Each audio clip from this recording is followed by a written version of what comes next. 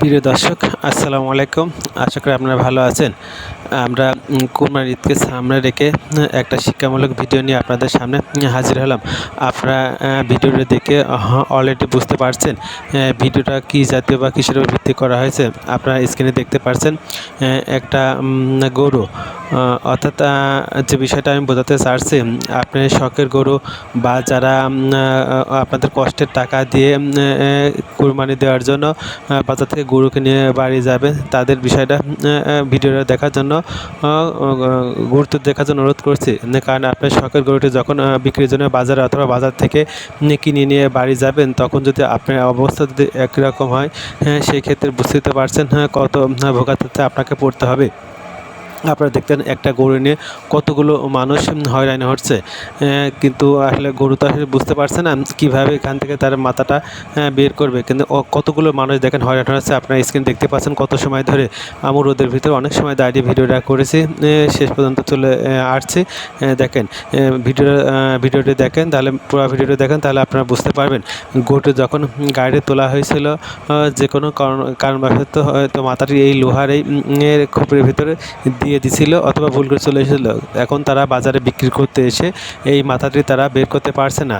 এই জন্য দেখেন 5-7 জন লোক কত সময় না এই রোদের ভিতরে দাঁড়িয়ে চেষ্টা করছে, কিন্তু কোনো মতেই কোনো সমাধান হচ্ছে না। সবাই মিলে চেষ্টা করছে এবং গরুটাকে দেখেন কানে মুখে কীভাবে আস্তে আস্তে বিড়ি মেরেই যাচ্ছে, কিন্তু তাতে কোনো সমাধান হচ্ছে না। আসলে গরু তো বুঝতে পারছে না আসলে কেন তাকে মারা হচ্ছে বা কী করতে তাকে বলা হচ্ছে, যেহেতু গরু মানুষের মতো গরু ততটা বুদ্ধি থাকে না। আপনারা স্ক্রিনে দেখতেই পাচ্ছেন এই এতগুলো মানুষ কত সময় ধরে চেষ্টা করছে।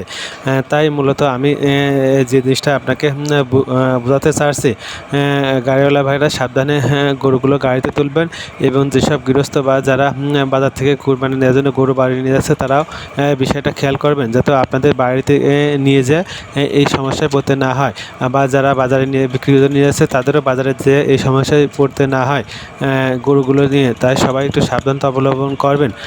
প্রিয় দর্শক, ভিডিওটি যদি আপনাদের ভালো লাগে অবশ্যই লাইক দিবেন, কমেন্ট করবেন এবং মন্তব্য থাকলে অবশ্যই কমেন্টসের মাধ্যমে আমাদের জানাবেন।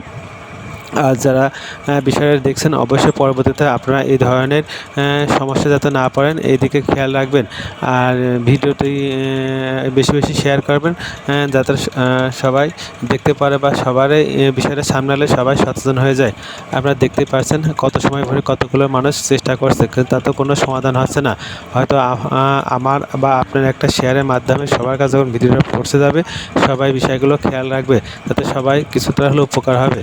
তাই ভিডিওটা সবাইকে শেয়ার করার জন্য অনুরোধ করা হলো যাতে সবাই ভিডিওটা দেখতে পারে। সবাইকে ধন্যবাদ। যদি ভালো লাগে অবশ্যই লাইক দিবেন, কমেন্ট করবেন, শেয়ার করবেন।